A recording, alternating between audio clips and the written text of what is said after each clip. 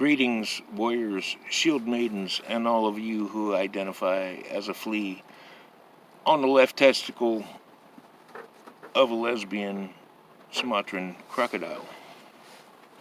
Yeah, I don't even think there's a Sumatran crocodile, but hey, since we're making shit up as we go along on the left, let's go ahead and assume there is, because you can be anything you want these days.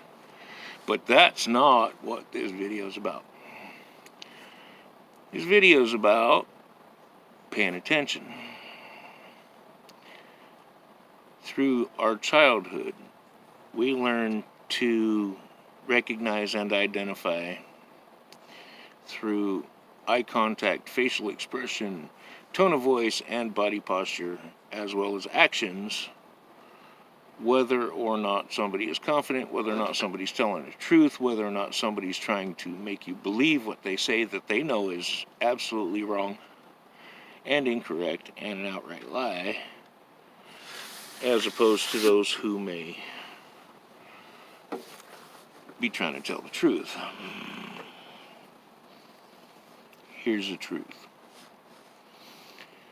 It is amazing to me watching past clips on YouTube from Barack Obama and comparing them to clips today of Barack Obama when he's making a speech or at a rally.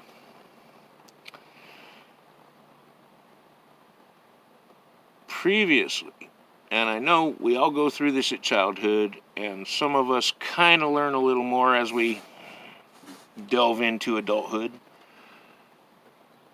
And I understand that those who have not spent their entire lives trying to understand and pay attention and perceive the body language and the facial expressions and the eye contact of people around them into adulthood, and some of us had to because we were required to in order to complete a mission. Anyway,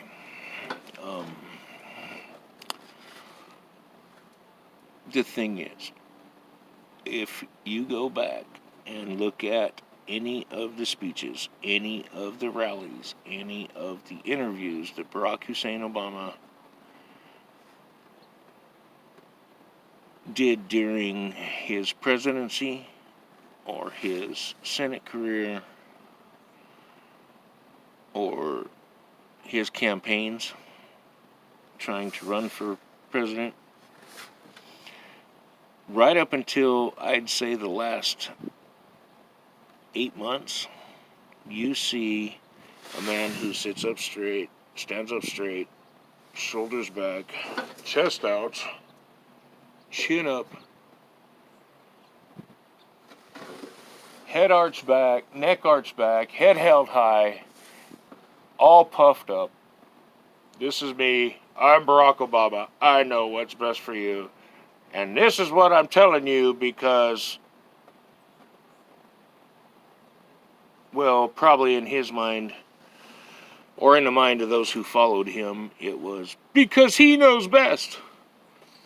In reality, in Obama's mind, and in the mind of anybody who could read through that bullshit, it was because I'm black, and if you oppose me, I'm going to pull a race card. But beside all that, we're looking at body posture, facial expressions, eye contact, and demeanor, as well as tone of voice. Today, if you look at this man in his rallies, you'll see his shoulders slump forward. He's holding onto the podium, trying to gain protection. His head is down. His chin is no longer up. His eyes swing side to side. He does not focus on the crowd. He does not look at the crowd except to scan the crowd and then look back down at the podium. And before, when the man had a teleprompter, as long as the teleprompter didn't fail him and take the words away, he was very eloquent. Even today, when you look at him over the last 6 months, even when he has a teleprompter available, and the teleprompter is working just fine, he is stuttering his words. He is hemming and hawing. He can't conjugate a full sentence. He's misreading the teleprompter. He's misspeaking. He can't read and say the same things that he's reading. And all of this goes towards a man who is very, very defeated. Before, he felt like he was on top of the world. He felt he was the emperor. There was nothing he couldn't do 2 years ago. 2 and 8 years ago, Barack Hussein Obama was the ruler of the world. No matter how much he apologized for the United States being successful, no matter how much he tried to destroy us, no matter how much he shredded our Constitution, he was still very confident in what he said and did, because he knew that nobody could oppose him. And today, he's very much a different person if you look at him. And it's hilarious to me, because I have had to spend a lifetime reading people and learning what they do. And what else is hilarious to me is how many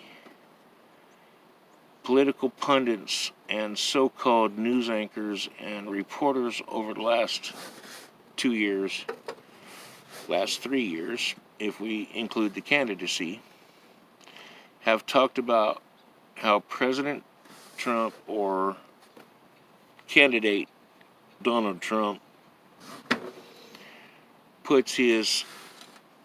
leans forward, puts his forearms on his thighs, and crosses his hands in front of him, and how many of those people try to claim that they know how to read people, and that's their job to read people, and how that shows Donald Trump is protecting himself and hiding and trying to make himself as small as possible, and he's being inferior or submissive to whoever it is he's talking with at the time, be it the President Moon of China, be it Kim Jong-un, be it President Putin of Russia. It doesn't matter. Everybody said that Donald Trump was acting inferior, period.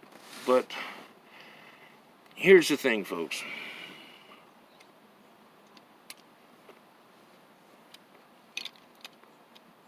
That's Donald Trump.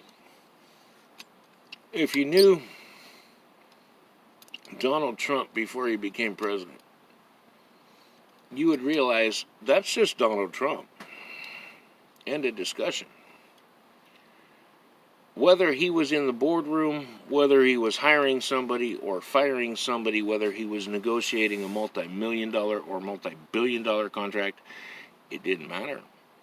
Whether he was winning or losing, as long as he was on a negotiating table, it didn't matter. Now here's what did matter, and we all see this. We see this little smirk on his face.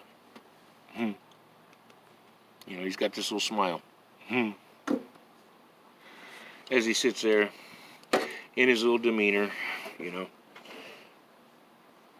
hands and, forearms on his thighs and his hands crossed, and he's sitting there listening, and he's looking around, and he got this little smirk on his face. And it's like, yeah, he knows he's either already won or he's going to win. And that little smirk gives him away every time. And that's one of the few things that gives Donald Trump away, is that little smirk. If he does not have that little smirk, it's still an air ball, and anybody can come down with that ball. If he has that little smirk, he's already won the battle. He's already won the game. Negotiations are over. Concessions have been made. And it's all the Trumpster, baby.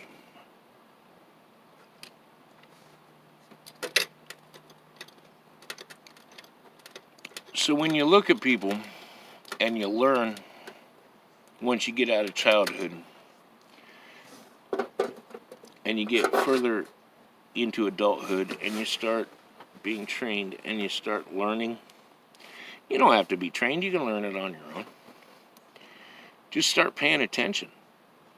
When you see somebody on a regular basis, like we see these politicians on TV, you can always tell whether or not they're lying to you. And lately, 100% of the Democrats, 99.999999999% of the time, alright, let's back it up. 100% of the Democrats, 70% of the time are lying to you. The other 30% of the time, they're kind of spinning the truth or withholding something from what they're saying, which kind of makes it true. As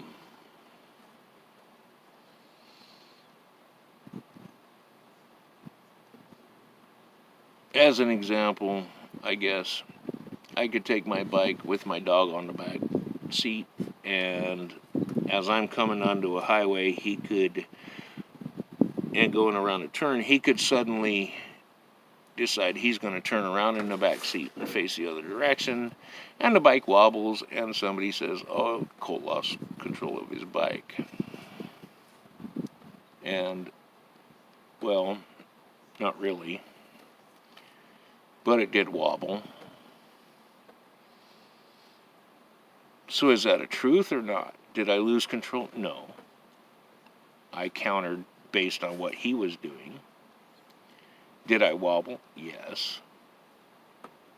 Was that total and complete control? Not exactly, because he was making the bike move. The dog's making the bike move. So no, I wasn't in total control because I had to react to what he was doing in the back seat to maintain control of the bike. This is what Democrats do. Democrats say things like, well, the Republicans are causing 30 million people to lose their health care. Or, before Obamacare, Republicans are denying 30 million people health care. No. It's kind of true, but not really. Before Obamacare, there were 30 million people who were under the age of 30 years old who did not sign up for health care. Who in the hell, when you're in the prime of your life, during that period of time you still see yourself as invincible, would ever consider wanting to buy health care? Nobody, because you don't need it. So unless your parents force you to buy health care while it's still cheap because you're still young and don't need it, which means when you get older and above the age of 30, your premiums will be reduced because you've had it for 10 years when you didn't need it. And now that you're 30 and you start needing it a little more, your premiums are reduced because you've had it for 10 years. Most people in their 20s don't buy health care. They don't need health care. They never think of health care.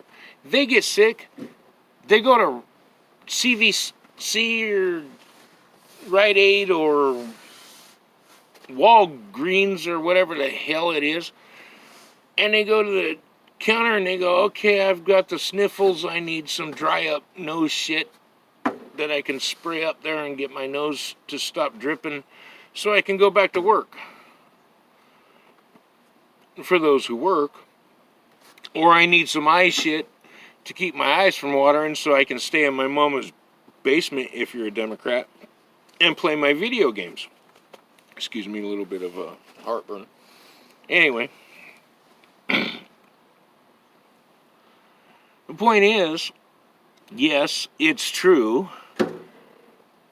30 million people didn't have health care.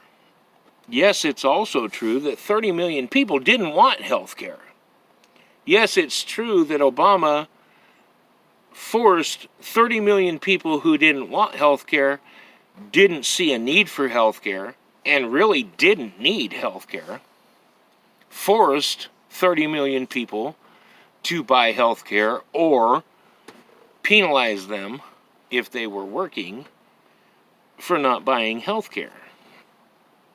So when the Republicans pulled and the independents pulled the Affordable Care Act, and man, that would be a whole new video. And now the Democrats are saying that they're pulling health care away from 30 million Americans. Yeah, those are the 30 million that didn't have it to begin with, didn't want it, didn't see a need for it, wouldn't buy it to begin with, unless they were forced to. So do you see how things can be sometimes true and sometimes not? And a little bit true and a little bit not? At least in the world of politics, anyhow. And sorry about that, I'm wiping dirt and sand because we had a little dust storm just before I made this video outside. And anyway, I digress. So when you start reading the people, when you see somebody, and I know there's these online quick courses that want to say, and air quotes, I hate air quotes, but I do them all the time. You see these online courses that say, oh, if the person's looking to the left with their eyes, they're trying to make up a story. And if they're looking to the right, they're trying to recall a memory. And that's bullshit. You have to know the person. You have to have a baseline. You have to understand what is that person like to begin with, which goes back to how Donald Trump sits. He manspreads. He puts his forearms on his thighs, and he crosses his hands.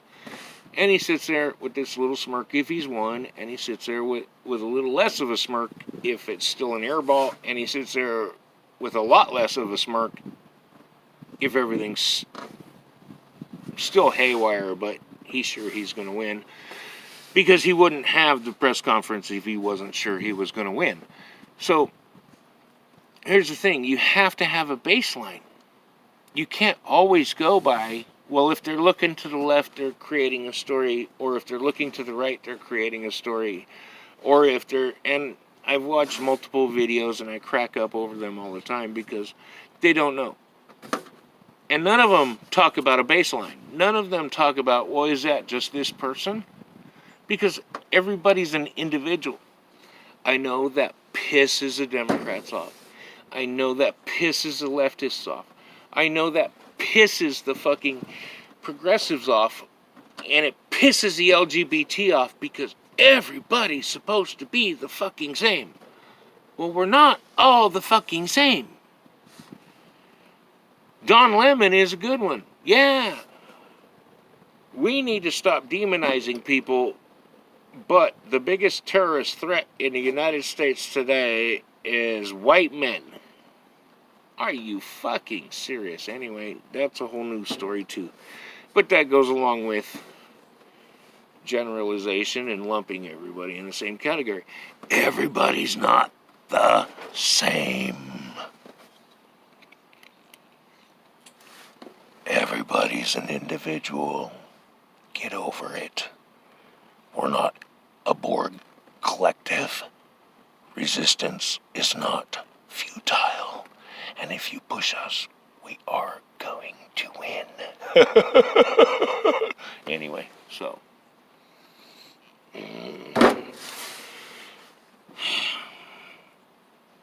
That's about all I got. I just wanted to say, look, start watching the videos.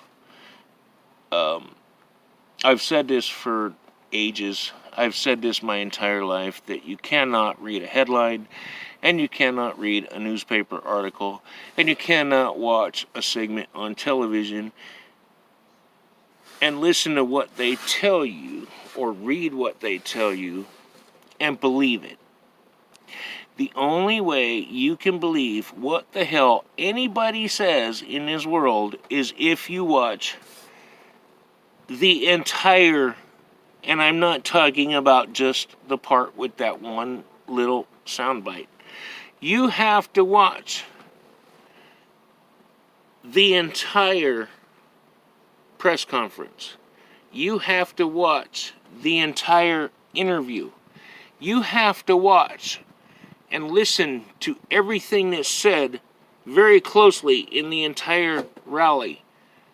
You have to watch and listen to everything that somebody says on the Senate floor, which is why C-SPAN I wished was over the air, but it's only cable. And it makes me nuts, because it should be free for everybody to get C-SPAN who covers the Senate and the House floor 24/7, 365, even when nobody's there. But, and why is that flying in front of my phone? Anyway, okay, there you go. You don't get a context. You don't get accurate information. Yes, this person may have said one thing, but in context it meant something entirely different than what CNN is trying to tell you, or Fox News is trying to tell you. And believe me, Fox News and CNN are no different than each other. Only CNN has an extreme far left, a little left of Lenin and Mao and Hitler spin on it. And Fox has just slightly to the right of Lenin, Mao, and Hitler spin on theirs. But they're all leftist of today's and any conservative that's been around since the Republican Party was formed. Anyway, here's the thing. Learn how to read people. Establish a baseline for folks.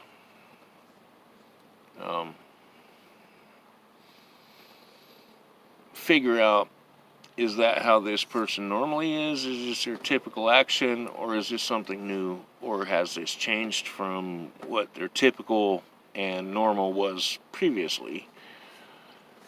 And then you might be able to start understanding that person better. But most of all, stop reading headlines. Stop reading the bylines on the bottom of the title of the segment on the news. And if somebody plays a soundbite, go back and look up that rally speech, deposition, press conference, whatever the hell it may be. Go back and look it up. All of it's on YouTube. All of it's available. The C-SPAN is available 24/7 on YouTube, and Mindspring and a couple other different such channels have it, or platforms have it. There is no reason to be willfully to decide. There is no reason for anyone to think in their own mind, I choose to be stupid. There is no reason for anyone today to go, I choose to be ignorant. I choose to be uneducated. I choose to believe CNN. I choose to believe Fox. There's no reason for any of that, because all of it in context from beginning to end, day and night, 24 hours a day, 7 days a week, 365 days a year, 366 days a year in leap year, daylight savings time, not daylight savings time, whatever it may be. You can be informed. You just have to stop being fucking lazy, get off your fucking ass, get away from Candy Crush, and watch the fucking broadcast that you saw on the mainstream media news channel to get full context and a complete statement, because half the time it's a hard cut halfway through what the person said. So, regardless of who you watch, regardless if right wing, left wing, middle wing, whatever the hell you are, fucking be smart. And if you really want to be smart and you want to stay free, you vote Republican. But I can't say that, or YouTube won't post this anyway. Be well, everybody. That's all I got on this one for now. It's getting a little long. It's a little over 20 minutes on the clock, so yeah. All right, I'm going to give you a goodbye poke, and everyone be well, okay? Bye-bye.